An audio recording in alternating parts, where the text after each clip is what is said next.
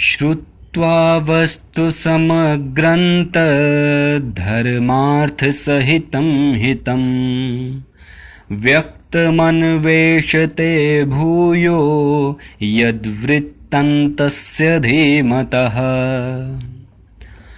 नारद जी के मुख से धर्म, अर्थ एवं काम रूपी फल से युक्त हितकर तथा प्रकट और गुप्त संपूर्ण रामचरित्र को, जो रामायण महाकाव्य की प्रधान कथा वस्तु था, सुनकर महर्षि वाल्मीकि जी बुद्धिमान श्री राम के उस जीवन वृत्त का पुनः भली भांति साक्षात्कार करने के लिए प्रयत्न करने लगे। उपसपृश्योदकं सम्यंग मुनिः स्थित्वा कृतांजलिः प्राचीनाग्रेषु दर्भेषु धर्मेणान्वेषते गतिम। वे पूर्वाग्र कुशों के आसन पर बैठ गए और विधिवत आचमन करके हाथ जोड़े हुए स्थिर भाव से स्थित हो योग धर्म के द्वारा श्री राम आदि के चरित्रों का अनुसंधान करने लगे।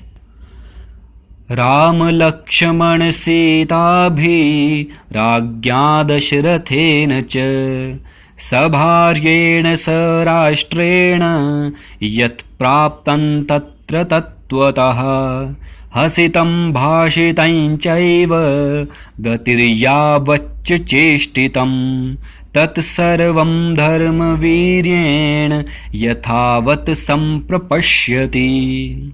श्री राम, लक्ष्मण, सीता तथा राज्य और रानियों सहित राजा दशरथ से संबंध रखने वाली जितनी बातें थीं, हंसना, बोलना, चलना और राज्य पालन आदि जितनी चेष्टाएं हुईं, उन सब का महर्षि ने अपने योग धर्म के बल से भली भांति साक्षात्कार किया।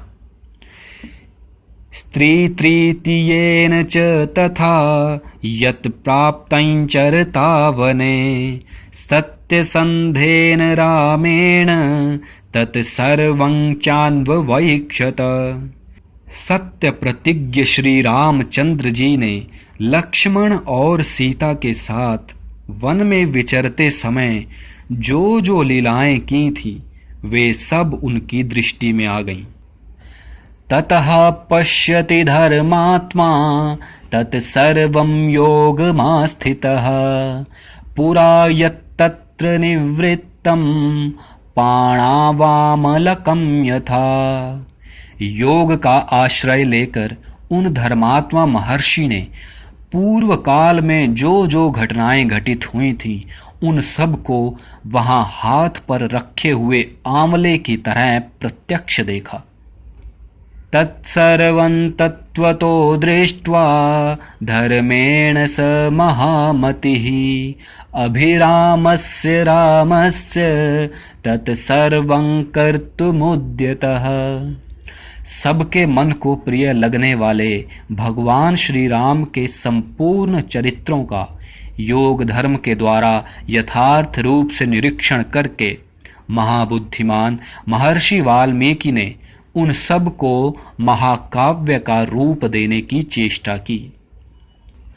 कामार्थ गुण संयुक्तम धर्मार्थ गुण विस्तरम समुद्रमिव रत्नाढ्यम सर्वश्रुति मनोहरम स यथा कथितं पूर्वं नारदेन महात्मना रघुवंशस्य चरितं चकार भगवान मुनिः। महात्मा नारद जी ने पहले जैसा वर्णन किया था, उसी के क्रम से भगवान वाल्मीकि मुनि ने रघुवंश विभूषण श्री राम के चरित्र विषयक रामायण काव्य का निर्माण किया। जैसे समुद्र सब रत्नों की निधि है, उसी प्रकार ये महाकाव्य गुण, अलंकार एवं ध्वनि आदि रत्नों का भंडार है। इतना ही नहीं, ये संपूर्ण श्रुतियों के सारभूत अर्थ का प्रतिपादक होने के कारण सबके कानों को प्रिय लगने वाला तथा सभी के चित्त को आकृष्ट करने वाला है। ये धर्म, अर्थ, काम, मोक्ष रूपी गुणों से युक्त तथा इनके विस्तार पूर्वक प्रतिपादन एवं दान करने वाला है। जन्म रामस्य सुमहद् वीर्यं सर्वानुकूलतां लोकस्य प्रियतां क्षान्तिं सौम्यतां सत्यशीलतां। श्री राम के जन्म, उनके महान पराक्रम, उनकी सर्वानुकूलता, लोकप्रियता, क्षमा, सौम्य भाव तथा सत्यशीलता का इस महाकाव्य में महर्षि ने वर्णन किया। नानाचित्राः कथाश्चान्या विश्वामित्र सहायने जानक्याश्च विवाहञ्च धनुषश्च विभेदनम्। विश्वामित्र जी के साथ श्री राम लक्ष्मण के जाने पर जो उनके द्वारा नाना प्रकार की विचित्र लीलाएं तथा अद्भुत बातें घटित हुईं, उन सब का इसमें महर्षि ने वर्णन किया। श्री राम द्वारा मिथिला में धनुष के तोड़े जाने तथा जनक नंदिनी सीता और उर्मिला आदि के विवाह का भी इसमें चित्रण किया।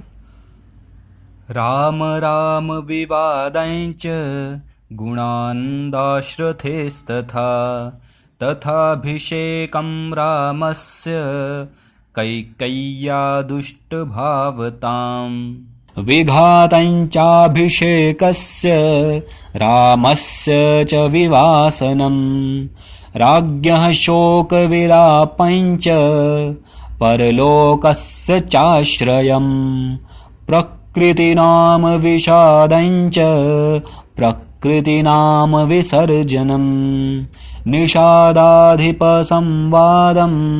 सूतोपावर्तनं तथा। श्री राम परशुराम संवाद, दशरथ नंदन श्री राम के गुण, उनके अभिषेक, कैकेयी की दुष्टता, श्री राम के राज्य अभिषेक में विघ्न, उनके वनवास, राजा दशरथ के शोक विलाप और परलोक गमन, प्रजाओं के विषाद, साथ जाने वाली प्रजाओं को मार्ग में छोड़ने, निषाद राजगुह के साथ बात करने तथा सुमंत को अयोध्या लौटाने आदि का भी इसमें उल्लेख किया। दोस्तों, इसी तरह से इसी क्रम में आगे इस सर्ग में संपूर्ण रामायण में आने वाले विषयों का उनके नाम का जिक्र करके ही उल्लेख कर दिया गया है। जैसे आजकल किताबों के शुरू में विषय सूची होती है, उसी तरह से सभी विषयों का कि रामायण में, इस वाल्मीकि रामायण में उन्होंने किन किन विषयों का जिक्र किया है, उन सब का नाम इस सर्ग में दे दिया गया है। तो ये सर्ग यहाँ पूरा होता है। इत्यार्षे श्रीमद् रामायणे वाल्मीकिये आदिकाव्ये बालकांडे तृतीयः सर्गः। इस प्रकार श्री वाल्मीकि निर्मित आर्ष रामायण आदि काव्य के बालकांड में तीसरा सर्ग पूरा हुआ। आगे चौथे सर्ग में, जिसका विषय बहुत ही दिलचस्प है, जिसमें महर्षि वाल्मीकि लव और कुश को, जो उन्होंने रामायण काव्य की रचना की, उसका पाठ उन्हें पढ़ाते हैं, उसका वर्णन है। तो चलिए इसके बाद हम चौथे सर्ग में मिलते हैं।